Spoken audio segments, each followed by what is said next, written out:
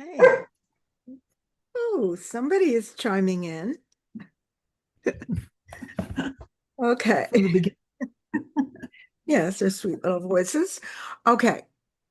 Welcome, everybody. So glad to see you all here. Um, so before we get going, uh, tell me what's on your mind. What questions do you have? What's going on? Um, so whoever is ready, just jump right in.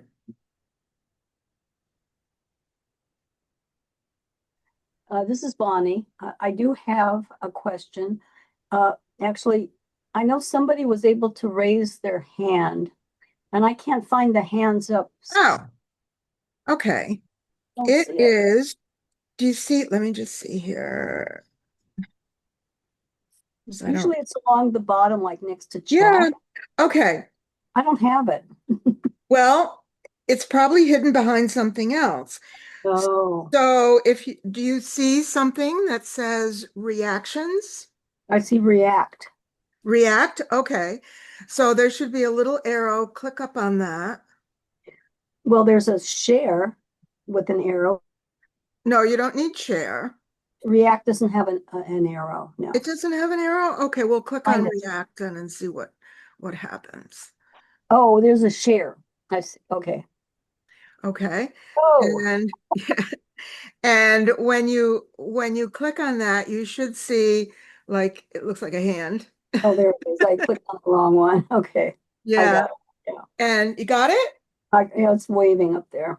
Yeah. It's waving. Okay. All right. So, what's your question? Okay. Um, my my dog is incredibly reactive when someone walks up my stairs. I have 30 stairs up to the house, and when he sees anybody, he just it's just yeah. I had a friend came up. He knows her. He's known her from before, but it's been a long time, and he reacted, yeah, pretty vigorously. So my question is, would it be a good idea to have her or somebody come up periodically to help him to get to know this, get to know, be more comfortable, or would it be traumatizing to him? That's the Good. question. Yeah, good question. And I know you're going to hate this answer. It depends. And what it depends on is how your dog processes the information and whether your friend's presence is too overstimulating. So, um, so when does he start? You said you had a number of steps coming Yeah, up I have a very steep driveway from the street. It's short but steep, and then 30 steps up to the house. wow. Now, actually, okay, so she actually showed up. I mean, my preference what would be to be able to process before she came. Okay, but she was standing at the door. She made it up somehow very quietly. And then he saw her out of the multiple windows we have. So and I have a gate there. So she did open, I asked her to open the door. She opened it a little bit, and then she eventually came in, and he was at the gate and he was barking and so, doing his thing. But I was standing there, and then the two of us started to talk, the friend and I. And so after probably about 5 minutes, then he came over and sat next to me with, up against my leg. And he just listened to us talk. There was no more barking or any of that sort of thing. So I needed to put that in, see if that helps you to come, to, Mm. have a do more So problem he solving was, with this. did you know your friend was coming or was it unexpected? Yeah, I knew she was coming, but I didn't see my phone that, where she sent me a text. Yeah, I wasn't there in the moment. yeah. So Yeah. But yeah, I would have liked to have prepared him as we've talked about and say, you know, she's coming, somebody's coming, it's Mary, you've met her. I I would have done that. Yes. Yeah. So I think it was too abrupt for him. It was too Yeah. much all at once for him to process. Uh-huh. Um, and the fact that you're telling me that after you and your friend talked for a while, that that he did settle down. Yes. Now, I don't know if you noticed at the time, but when he settled down, did he seem to be over it? You know, like relaxed, say, okay, this is somebody mom knows, so I'm just going to hang out. Or was he still kind of hyper vigilant? I would say he was hypervigilant. He, you Okay. know, he just sat there, he didn't do anything, but my sense is yeah, he was hypervigilant. Okay.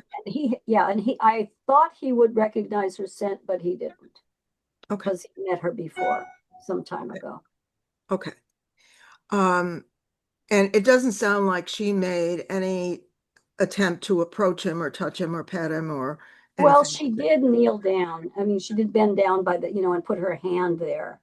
And yeah, I would have, I should have said, let's just you and me talk, because you know, Mhm. a vet told me once, you know, when you have a dog like that, you don't approach the dog. The two people talk, and you know, and then the dog says, oh, I see, yeah, Yeah. but he is very hyper vigilant. I had a worker had to be here, and I had him in the house behind the gate, very careful. He knew that the fellow was there. I was very careful to stay away from the window where he was. But when Mhm. I came in the house after the fellow was gone, he jumped on me. Are you okay? You shouldn't go out there by yourself without me. No, no, no, you don't understand.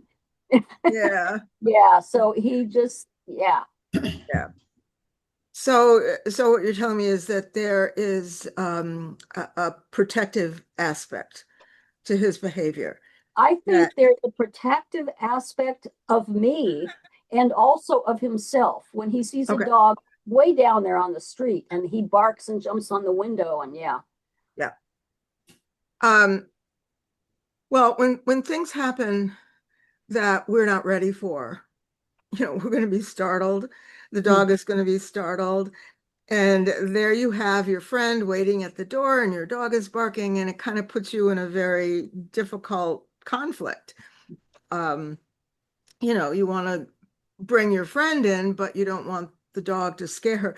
Now, was she scared of the dog at all when he no, was no, barking? no, no. She's a Okay. very calm person. She has helped me. She helped me with my other dog when my other dog was having physical problems. So she's very calm.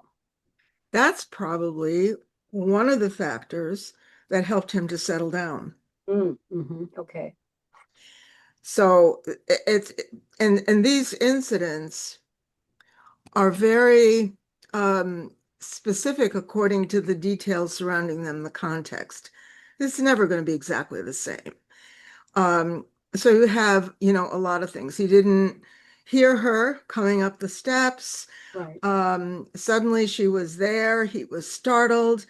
And dogs that are sensitive like this and reactive, once they have a startle response, they go quickly, really like almost instantly into that survival mode, panic, you know, fight or flight.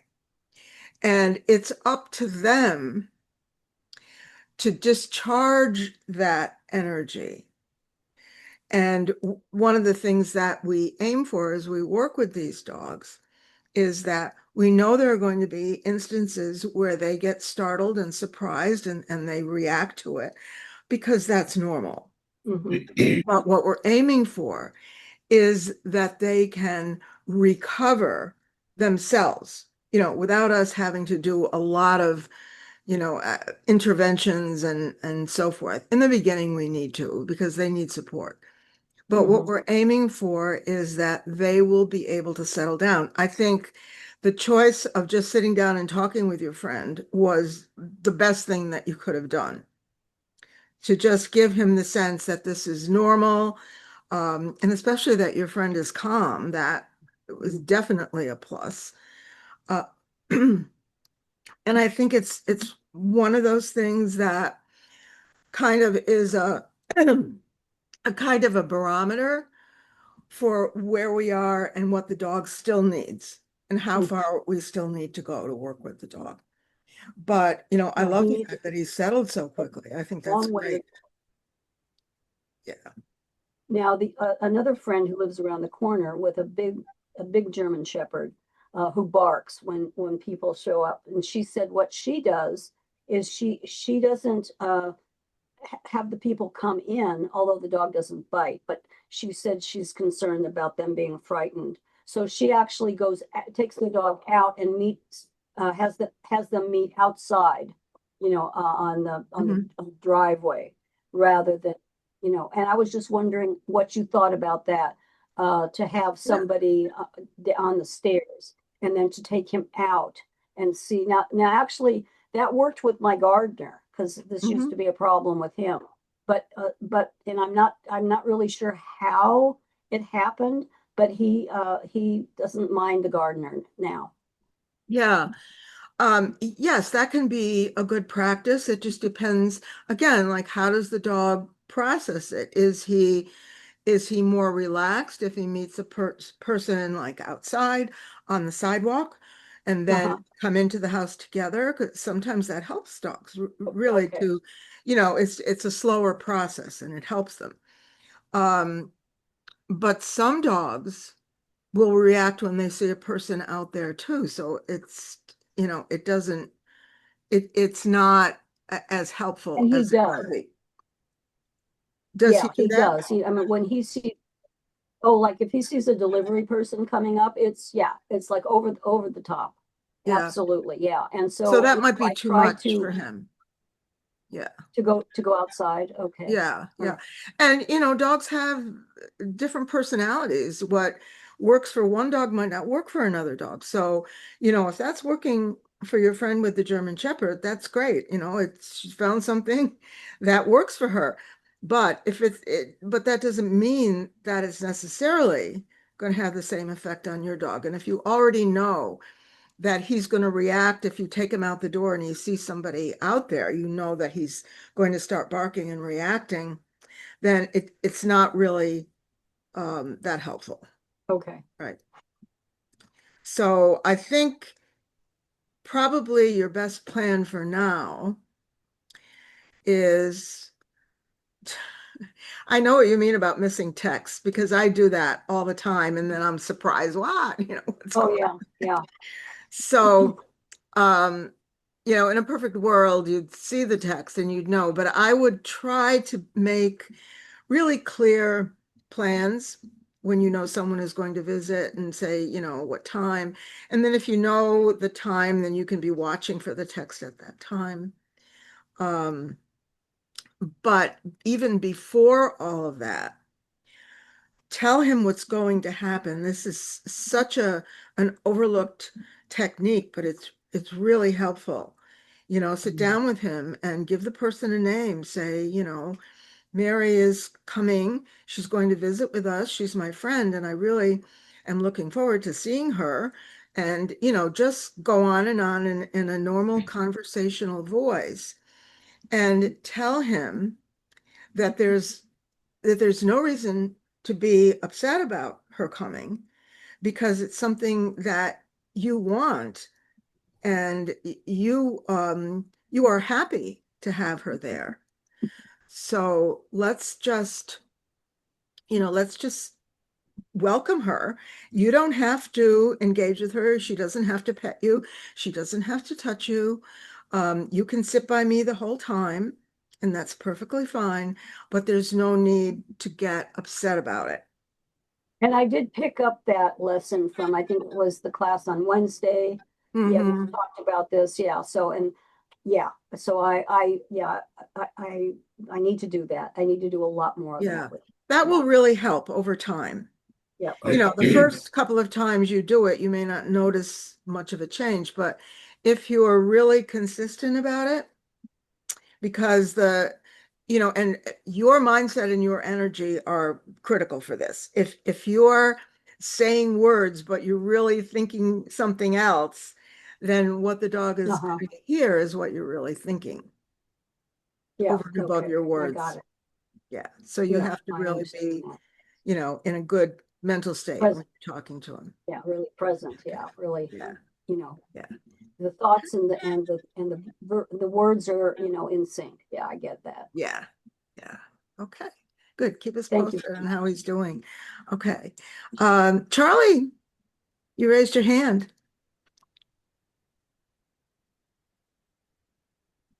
Oh, you are still muted, hon. So click your little mic. There you go. Okay. Thank you. Hi. I would like to know, I have a theory now about Okay. Sam. Um, I think this is connected with his food guarding. Okay. So we feed the dog. We have three dogs. One we call the family dog because each one of us has owned her for some period of her life. But so Sam, we Sam feels very safe in his crate. He always goes to his crate when he's feeling out of sorts. Um, and so we feed him in his crate. Mhm. And so we have a schedule. We have a place where each dog is going to get their food. And so he goes to his crate. The other day, I was feeding him. I was putting his bowl in his crate. He already goes in, and he freaked out. He just freaked out. And so I slammed the door to the crate. And then what he did, and he's done this before, but I haven't put it together. Is he? If anybody comes close to the crate, he growls. If you really come close to the crate, like you want to just look at him, he freaks out and he starts barking and he's really out of sorts. Mhm. So I think that there's this deep thing that's really happening could have a lot to do with food guarding, and this is food guarding. Like he's already eaten the food, so Oh, um, it's like you're coming back for more. I don't know really if that's right, but it's as I continue to try to follow him and see what's going on. I think that it looks exactly like that. Now, when you talked about what can we do to help him recover, I'd love to know something about that. But at what happened this week is that he had his food. So if anybody walked close to his through the hallway, he would start growling. mhm. And I really don't know what triggered that at all. It was in my memory, that was what I do every day. Um, Yeah, even with no food involved, if somebody walks past him, he'll growl, or is it? after well, no, this just happened. No, when no food, that doesn't usually happen, but it does happen if he's already had an episode recently, and then he's just doesn't want anybody close to his Okay, where he eats, I okay. guess. I talk to him all the time. People are going to think I'm crazy, but I tell him, then here's coming your lunch, here's coming your dinner, and all of that, and yet it he'll go through that period. And this morning it lasted a long time, a couple of hours. If you went near his crate, he just hadn't recovered. And then I heard him banging on his crate about 3 hours after breakfast. And I let him out, and he was like, fine. Hmm. Nothing was wrong. He was running around playing with the other dogs. It was just he had recovered. And I don't know what happened. Was it just time? Or is there something else that we can do to help him recover? Um, It might have been time that he just needed that amount of time to discharge a lot of the mhm. chemicals and stress hormones and all of that stuff that is produced in his body when he goes into that fight or flight stage. So I'm just think sometimes the devil is in the details. Hmm. So when you get ready to feed him, you Hmm. said you're telling him it's what, it's time for breakfast or something like that. Yeah, it's time for breakfast. Let's go in your crate. And he goes in his crate. And then I put the Okay. food down. That's the So usual drill. where are the other two dogs at this time? One is in the kitchen and the other is in the dining room. Okay, and they eat in separate rooms. All three, yeah. Okay. And where is his crate located? There's a recreation room right next Okay. to across the hall. Okay. So they're totally separated. Yeah. Um, so no other dogs are going near him while he's eating. So it's not proximity of anyone, of a dog.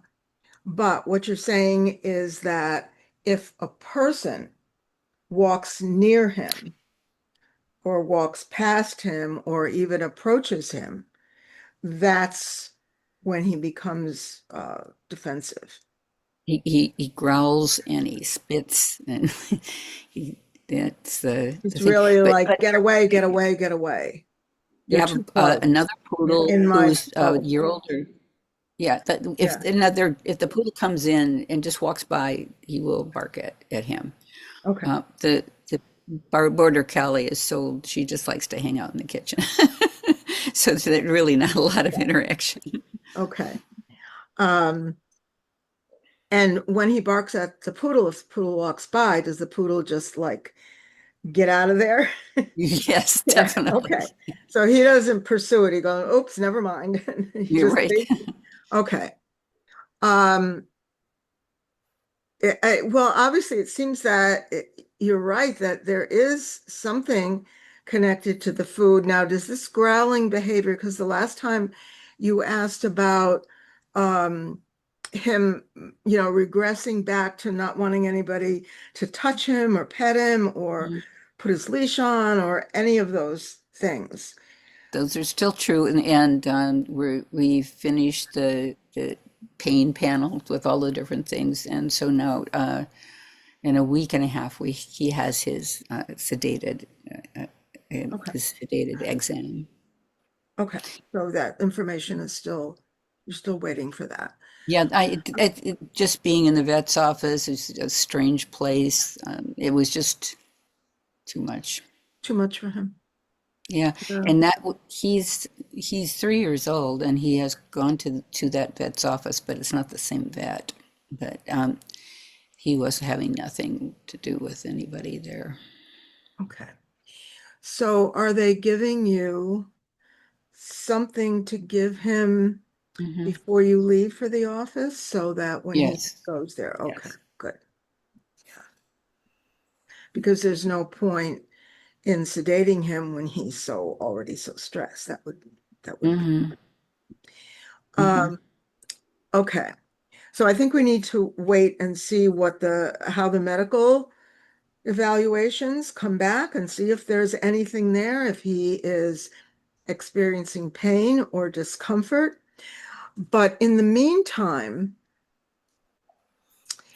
what do you think about making some small changes in his environment? So, for example, since he's eating in a room um, where he's all by himself, nobody's going to bother him. Even if there's a way you can like close the door so the little poodle doesn't bother him. Um, Hmm. Instead of putting his food in his crate or sending him to his crate, you can tell him like it's time for breakfast and go into the room and set the food down just outside his crate. Leave the door open. And then you can, and I wouldn't test it at this time. I wouldn't like, see how close you can get before he growls. I wouldn't do any of that. Hmm. Just kind of, just change the environment. We don't need to test whether it's working or not because we can always do that later. Um, and then, gradually, day by day, put the food a little bit farther away from the crate. So he's eating the food outside the crate. something is telling me that when he's eating inside the crate, he has this, limited space that he has to guard. Hmm. And if he is eating in a bigger area, so if he's in the crate and anything comes close to him, it's like, I can't go anywhere. I've got to make that thing go away because they're getting too close.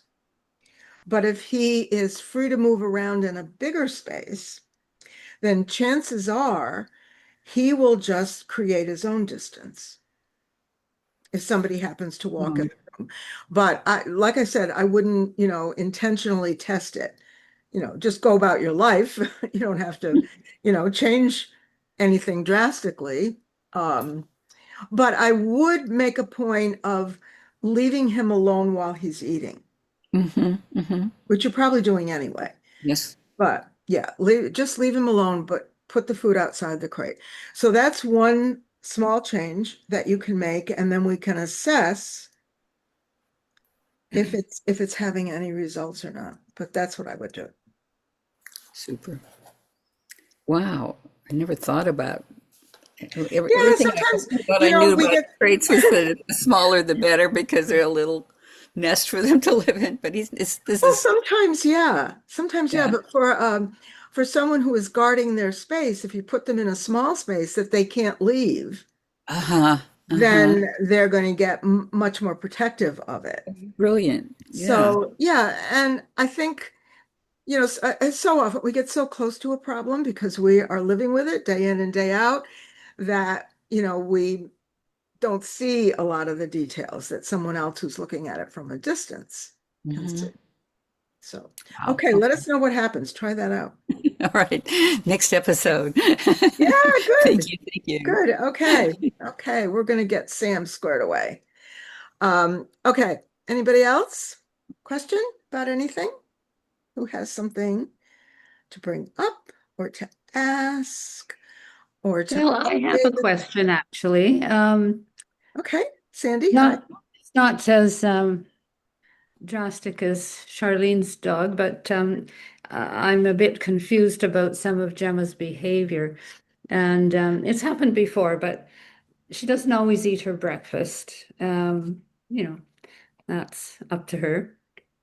But so she didn't this morning, and I sat down and I was having my breakfast, and she came to me and started kind of jumping up and down and whining, and she was wanting something. Um, I don't know what it was, and I tried to offer her breakfast again, and she didn't want it. I said, "Well, let's go outside," and she didn't want that. And she didn't want me to actually touch her either. Um, so I don't know how to figure out what might be the problem. Other You than know those that three things, I I have a just don't dog know. that does that and it makes me crazy because I don't know what he wants and he's older. He's a senior dog and he'll just look at me with these great big eyes and bark and bark and bark. What? I'll offer him, do you want food? Do you want to go out? Do you want your toy? Do you want to play with your ball? What do you want? Um, and I wish I had a clear answer for you, but I think the best solution, the thing that I found that works sort of, we may never know what the dog really wants because we don't have, a way to read their little brains. But I I just talk him through it. I just say, "Hey, you're really, I don't know what you're saying, but you're telling me something and what's going on and just blah blah blah." Just talk the dog through it. It could be that all she wants is some attention and interaction from you. And if that's the case, just talking to her. And you can keep offering her those alternatives because maybe she does need to go out. So I would definitely continue to ask those questions. But if she keeps saying, no, I don't want that, I don't want that, if you can creatively think of something else she might want, then you can offer her that. But other than that, I would just talk to her, and just say, Oh, hey, I really wish I knew what you wanted. If I knew, then I'd probably be able to give it to you. But you're really baffling me, little girl. And which she was. yeah, Yeah. yeah, I know, because I have a dog that does that. It makes me crazy. Um, but if you've tried all the logical things and none of them work, it could be that she just wants some engagement, some interaction. Just talk to me, play with me, pet me. Oh, she doesn't want to be touched. Okay, fine.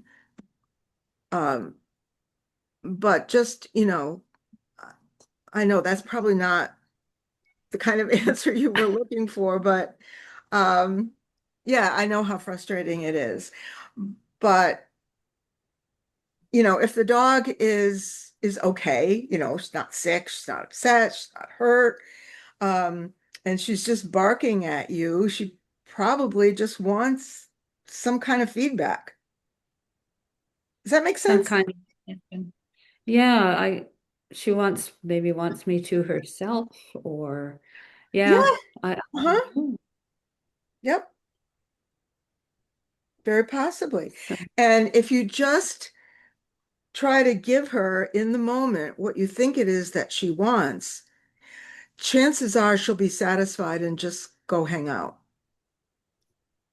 So let's say, for example, that she really wanted your attention. So give her some attention. Talk to her, play with her. She doesn't want you to pet her, fine. Maybe if you toss a toy, she might be interested in that. But even if she isn't, just focus your attention on her for a few minutes. And then you can say, okay, you ready now? We're all done. I need to go do something else or whatever, and just tell her and then, be done with it. Chances are she'll be okay with that. okay, Try it. all right. No guarantees. Well, she just wouldn't give up, and I thought I didn't know what else to Yeah. offer her because it was coming up to this meeting. So I thought, I don't know. So finally, I just said, not in a harsh voice, but a firm voice, I said, I've got to sit down here. I've got something to do. You'll have to Yeah. Yeah. fend for yourself, Yeah. basically. Right. And she, And that's, you know, to me, that's a piece of what we call responsive parenting, because you're setting a boundary, and you're saying to her, okay, I know, something's on your mind, but right now I need to sit down and I have something I need to do. You know, yeah, maybe that's all she needs is a bit of yeah, um, definiteness in my attention. voice or something. And Yeah, yeah. And it always reminds me of the little kid, like toddler age or a little older, that doesn't listen to the parent when they say this or that. But as soon as the parent becomes engaged with another adult, they're right there. Give me, give me your attention right now. That's what it makes me think of. oh, So, yeah. okay. Good luck with Gemma. Oh, thank you. Okay.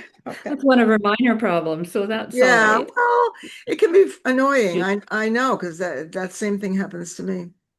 Yeah. So, okay. Okay, All right. thanks. Who else? Who else has a question, a thought, an idea? Let's see. Anybody? Actually, I have another question, which is Okay. nothing to what I was talking about. Do you know anything about Feldenkrais A little and that bit. sort of way of working? Yes, I know a little bit about it. I haven't practiced it. But I assume if you're involved with T-Touch, you know a bit about it. Yes? I know some basics, and I just recently found out that there's a Feldenkrais practitioner that lives hardly an hour away from me, Hmm. and that was just by chance. And she has some classes and things, and I started to read his book, but it's very heavy going, but I know that in the end it involves a lot of exercises and working your body in different Mhm. ways. Mhm. Yeah. And um, if you know who Mary DeBono is, and I know many of you do, um, she is a Feldenkrais practitioner, but she has adapted the system to working with animals, dogs, cats, and horses mostly. So she might be someone to look up and investigate. She's lovely, lovely person to work with. Is she in the States or? She is, and I believe she's on the West Coast somewhere, Okay. California, maybe. And De Bono, did you say? Yeah, DEBO? it's Debono. Okay. Okay. Mary, her first name is Mary. Yeah, and that's her area of expertise. So does anybody else have information about Feldenkrais to share? I was just going to add about Mary DeBono. Her website has some videos and instructional things, and she has a book also. And Mhm. she made her whole system DeBono moves based on Feldenkrais. Yeah, yeah. She But I has a lot think of information out there. just, And get on her mailing list. yeah, And the easiest way to do that is I'm sure there's something on her website where you can sign up to get something. And then once you put your email in, then you're going to be on her list. Right. Okay. Thank you. Yeah. Thanks, Okay. Kate. That was good. Good. Yeah. Emma, did you want to add something? Well, I have a question. I could actually use some suggestions and feedback. And it's also about people coming to the house. Of course. Yeah. Yeah, Um, that's a big issue with a lot of our dogs. Yeah. yeah, well, I would say the biggest, I mean, I don't have, right now, the T-Touch practitioner has been coming once or twice a week because I have this, construction stuff going on. And so she sits with Ada while I talk with the contractors and get information, or they do the repair. Mhm. But and we've gotten to the point where Ada doesn't vomit, has not, knock on wood, vomited or retched after Jill's been here or a contractor has been here for quite some time, Mhm. which is a huge step. However, her behavior, she's still so excited when somebody comes in the house, to the point where I have to be very concerned that I'm concerned that she knocks them over, or they misconstrue her actions, which are really just a puppy, a giant puppy. And Jill is better with it, but sometimes Jill can get annoyed if she's, maybe had a bad day or whatever. And Ada still can't settle down around anybody else but me. And there's a vet tech in the area who works at one of the local emergency hospitals, vets. Mhm. She has a mobile vet unit. And I spoke with her, and Jill's only here through November, and then she goes back to Texas. And the winters are long, and it would be great to have somebody who Ada's comfortable with, another person who at least has the dog experience to understand where she's coming from, but also to watch her, because I just I can't do anything. She won't stay in a room by herself. And sometimes I do have to have a repairman here or something. And Mhm. I'm just wondering how I've scheduled with this vet tech to come September 9th. And I talked with Jill, and she's going to be here too. Like, maybe more people will kind of diffuse it. But I'm just wondering, and this is along the lines of what we were talking, everybody was mentioning before, when she comes over, is the best when she comes the first time, is perhaps the best thing to take Ada out into the yard and have the fence between them rather than having her come in and be greeted by a 100-pound missile. Um, Yeah, that has worked in the past, hasn't it? With Ada. yeah, she's still, how can I put it? It probably tempers the greeting that the person gets when they come in. But Mhm. and actually, whenever Jill comes, we always go out to meet her first with a fence. So yes, and then Jill comes in. I bring Ada in, and then Jill comes through the gate, and she comes in the house. So that's the routine we've got with Jill. All right, so it's an established routine from Ada's perspective Yeah. for that one individual. Yes. Doesn't necessarily mean it's going to transfer to somebody else.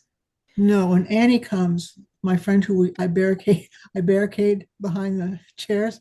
She gets settled before we go into the room because she's not as steady on her feet. Okay. Yeah. So tell me about this other person that's coming in. Tell me a little more about that person. Um, she's gotten a lot of good reviews on her Facebook page, and she started a mobile unit because she realized that there were actually a lot of older people who needed help with nail clipping or couldn't get their dogs to the vet or had older dogs who couldn't get to a vet. So she started, that was her rationale or her motivation for this service. She also will sit with a dog. She won't do overnights. And she will also do cat sitting, which could help me with Abe at times. Mhm. But I would say she's probably about 28. Mhm. And she does work at one of the major vet emergency rooms in the area. But that's all I know about her. And I told her that Ada was, she's young and she's anxious and she's very enthusiastic. Okay. Well, I mean, she's got creds, doesn't she? So what does she do? Like nail clipping um, and what other kinds of services does she offer if she comes to the house? She'll administer medication if you can't do it, or she'll help with grooming. And she won't do an overnight pet sitting with a dog, but she can come and check on them. And it had occurred to me, if it's a good match, if I have to have a repairman or something here, perhaps she could come and sit with Ada for a couple hours or an hour or whatever Mhm. to help Ada with the fact that somebody else is in the house. Right. Right. Well, that sounds promising. Um, you probably want to follow the same routine that's been working. You don't want to, change something. Like have her meet the person outside Yeah. and just explain to her the routine that's been working. This is the way we do it. This is what works. This is what the dog is used to. I don't want to change Right. anything because that might, throw her off. Um, Right. and then have her come in the house. And of course, the first visit, you want to keep it short Yes. and just to evaluate how Ada handles it. Okay. I wouldn't restrict her at all. This is a person who works with dogs all the time. Yeah. So I wouldn't like put her behind a barricade or anything. Um, but I would just observe and see how Ada engages Mm-hmm. person. What kind of engagement is there? Is it tentative? Is it is she withdrawn or is she too over the top or just evaluate the engagement and have a plan in place in case she gets too rowdy, Yeah. you know. And I would explain this all in advance to her. Yes. Otherwise, she would probably be blindsided. Yeah, Um, you don't want that. Yeah. No. Okay. Because, I can't, trying to keep Ada on a leash just doesn't work. Right. Um, So tell her that.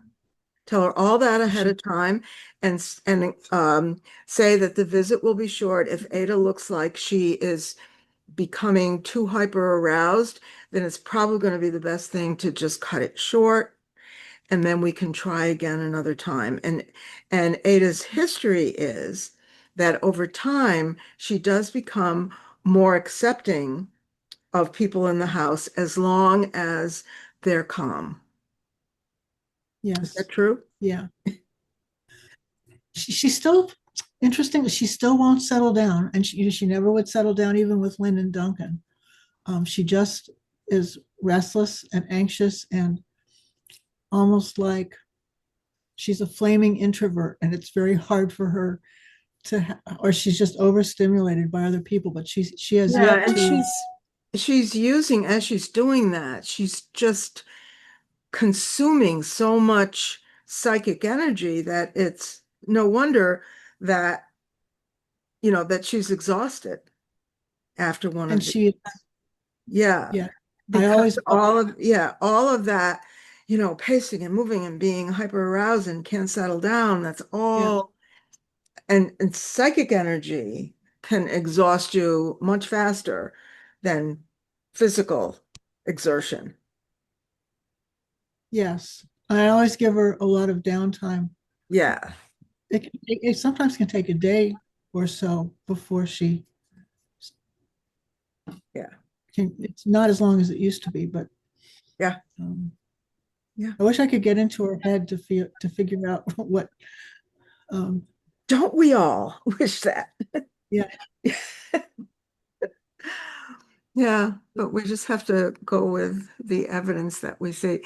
Yeah, so keep us posted. Let us know how that goes. That sounds promising for over the winter. Yes. And she may even eventually accept some of the other services, like a little light grooming, or, if she needs meds, to give her meds and that kind of. Yes. That's what I'm hoping, that because somebody Yeah. else besides me would be able to, Right. that she'd feel safe enough to have them handle her. Right. Yeah. Yeah. Good. Thank you. Good. Sounds like a good plan. Okay, Bonnie. I had a follow-up. I think my brain has been working in the background. I had a thought. My Smokey's dog walker is a very familiar, and he loves him. He comes 6 days a week, and now he came once with his girlfriend, and I was very concerned about how Smokey was going to do with his girlfriend, and he did fine. And so I was just thinking, I'm wondering, what about the idea of my dog walker bringing somebody else up to the house, and to see how something like that might help? Because yeah, anyway, so I was just thinking about that as a possibility. Sure. That sounds like a good idea. As long as, like you just said, there's a history of that working. Now, of course, the girlfriend may have just had that vibe that the dog really liked, Yeah, and somebody else might not have that vibe, but it's certainly worth a try. okay, thank you. Yeah, And just take it gradually, one step at a time, and be ready to abort the mission if something isn't going well. right. Okay. Okay. Okay. Yeah, and while I'm thinking of it, Bonnie, do you want to change your name from HP to your actual name? I would like to, because sometimes it's my husband's name, Joel. I don't know how to do that. I know it says there's an opportunity to sign in, but yeah, I'm so computer. Okay. All right. So hover over your picture. This is for everybody in case anybody wants to change your Oh, name. here. Oh, you Hover see the over your three picture, dots? and you're going to see two little blue boxes. The one on the right has 3 dots. The dots. Yeah, click on that. Click on that. All right. And if you go down, Rename. it says There it is. rename. Got it. Okay. Click on Okay, very rename good. and then put whatever you want. Okay, I'll just do this for now, but now I know. Thank you very much. I appreciate There it. you go. Good. All right. and in case anybody needs to know how to do that, you can just put whatever name you want. Okay. Anybody else? Anything? We've got about 10 minutes. While you're, I'll just, okay, Jeannie. Yeah. yeah, I wanted to share just a fun thing that happened this morning that Okay. really made me smile. Well, I was outside with the dogs early in the morning. We went for our little walk around the yard, and then Ruru wanted to play. So I said, "Oh, you want to play?" You know, because he's want to play Get Ruru because we played that game. And I started playing with him, and he was like kind of not like he wanted to play, but he was like, so I started to get sillier. And I just started, kind of mixing up Tai Chi and dancing and doing funny things out there. And he got really excited and started doing them with me. It was like we were dancing together, and he got really happy. And then we finished and we went back to the porch, and I laid down on the porch in the spot where I laid down, and he laid down and put his head on my leg and laid there with me. And it was so sweet. Oh, That was new yeah. to Yeah. I to love that you lay got on my back. silly. That's Yeah, the well, getting silly is best. like fun with them. I like getting silly with them. Yeah. Sometimes I, that's all you need is just chill and just be silly, and the dogs pick up on that. So, yeah. yeah. Awesome. That's great. Um, okay. I just want to ask you guys a question. This is just I just want to get your opinion if you think that this is a good idea or not. Um, because I have um thought, people ask me questions a lot of times, and they want people even people who are not in the program, just people who are just reaching out and asking a question. And they ask a question that has like a really complicated answer, and um, it's really involved, and I just can't give them a quick answer. I try to give an answer that will make sense, that will at least, solve a tiny piece of the problem and get them kind of moving forward a little bit, but I certainly can't solve a big problem. And as I think about it, one of the reasons that people struggle so much is that they become disconnected from their dog. They start to think about, why is the dog doing this? And maybe they start to take it personally. Maybe they worry about, the judgment of other people's, and that's normal. We've all been there, right? We worry that other people are going to judge us. Um, and in the back of our minds, we're kind of blaming the dog. Why are you doing this? That kind of thing. And the more the mindset goes in that direction, the more disconnected the people get, and the less likely it is that they're ever going to, resolve whatever the problem is, whether it's barking on the leash or whatever it is.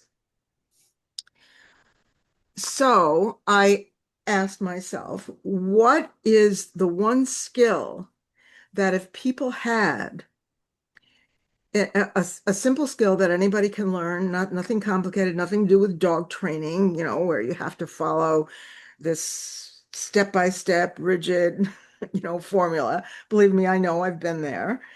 Um, but just something simple. And I came up with an answer that I think would be a great topic for an in-depth workshop that I could create. I've not created it yet because I just have the idea. Anybody want to guess what the skill is? We've talked about it in this hour.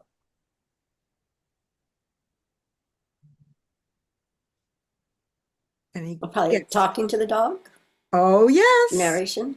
Yes. Yes. And it's more than just talking. See, that's the thing. And, I can tell all of you, because you guys kind of get it, because you have been through this process, and you are working through it, and you're making these gradual forward steps. And that's where the real progress is with those gradual steps forward. It's not with one big leap. And a lot of times when people ask a question out of the blue, they're looking for that huge leap. Tell me what to do, and I'll, just make all this progress all at one time. Well, that's not going to happen. So it's more to do, there's more about narration than just talking. It's the nervous system effects of the volume, the pitch, the tone, the frequency, the pauses, the pace, all of that. There is, because I've been researching it just to see if there was enough there to do a workshop, and there's a lot. So I thought that would make a very interesting topic, and that could be open to anybody. And when I do these things, if I charge money for them, the people who are already in my programs don't pay to get the new thing. They're automatically included. But anybody who's not in the program would be expected to pay for it. So, and it would be not just a 1 hour webinar, it would be, a more detailed thing, and I would deliver it live over maybe 2 days, maybe 3 days, depending. I haven't worked that out yet. But I just want your feedback. Do you think that would be appealing? If it were framed as utilizing a skill that you already have, but you don't, kind of like you don't know how to use it yet, but you already have it. And if you knew this skill, it would transform your ability to manage your dog's reactivity. What do you think, Charlie? I remember a couple of years ago now that you did something prior to a series, and it was how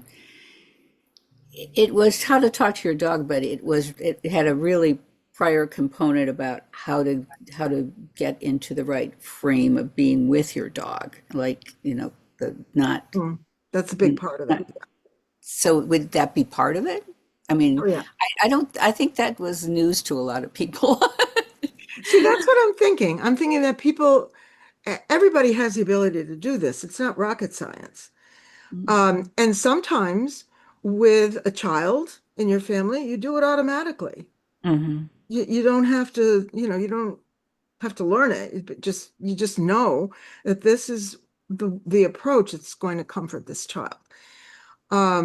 It has to do with empathy and compassion and all of that. But yes, it's building the skill in the person that is going to resonate with the dog so that you can make that deep connection, secure attachment, trust, all that stuff, just by the way you use your voice. What do you guys think? I think it sounds like a great idea. Yeah. I would be like real Sounds very interested good. in it because Okay, It could so make a if lot you of weren't, difference. if you weren't getting it for free, would you pay for it? yeah, yeah. I think it, Why especially not? with a dog that's challenging. I think any support, I'm speaking for me, any support that I can get to sort of like drop into my heart and to be present with her Mhm. is helpful. And the support is so important because it's easy to get in the head and think, oh, how do I handle this behavior, as Right. opposed to listening to what the behavior is. Right. Saying, And an important piece of it is, like you just said, listening, yeah, knowing how to listen, because that's what a conversation is, right? It isn't just one way.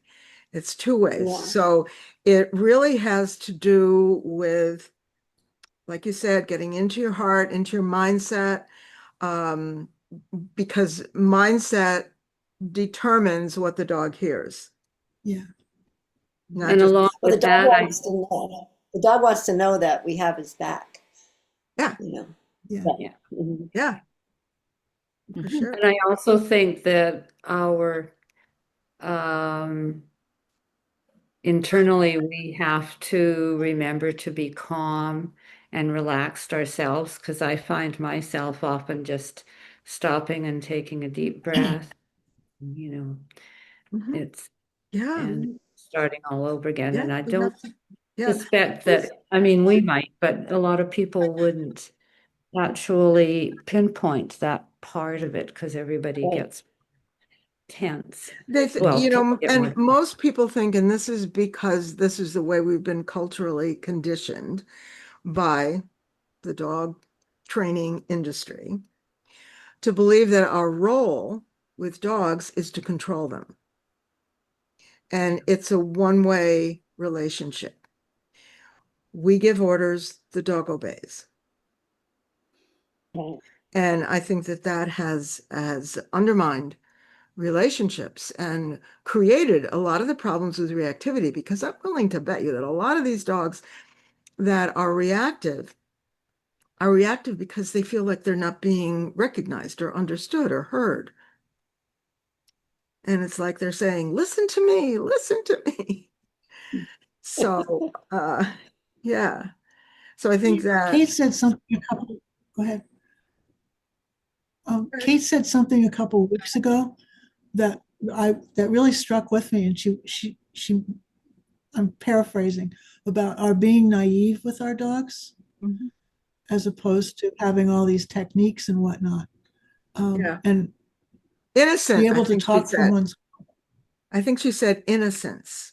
okay, yeah, Yeah, because I love that phrase.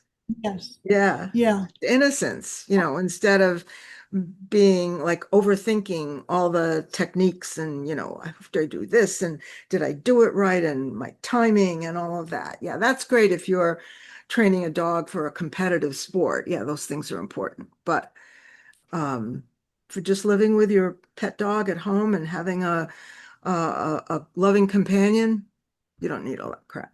Excuse me. Okay. Anybody else want to comment? Yeah, before we- the lady down the street too. I mean, my problem is I don't tend to talk very much. So I have to remind myself, talk to Pirate, let him know, because I could just walk on in silence for hours. But this lady, he had this beautiful Doberman, and it was always like blah blah blah blah blah blah blah. And I told you to sit and blah blah blah. And if we don't sit and blah blah blah blah, and the poor dog would sit there and look at her. I would be glad to do what you want if I could just figure out what the heck it was. Yes. It just ran on. Right, right. And that's important because that's a possible misinterpretation of the idea of talk more to your dog, right? Because people might think that it's just like yakety yakety yak, but it's not. So yeah. Okay. All right. Are we good? Just a Excellent. little bit over the hour, but if anybody has anything else to add, we can do that. Okay, guys, so good to see you. And I'm diligently attempting to keep up with processing these weekly recordings. It takes a little longer because I have to do it on YouTube, and sometimes YouTube is so slow. It makes me crazy. But anyway, not your problem. Okay. Thank All you. right. See Thank you all you. next week. Bye-bye. Bye. Okay, bye.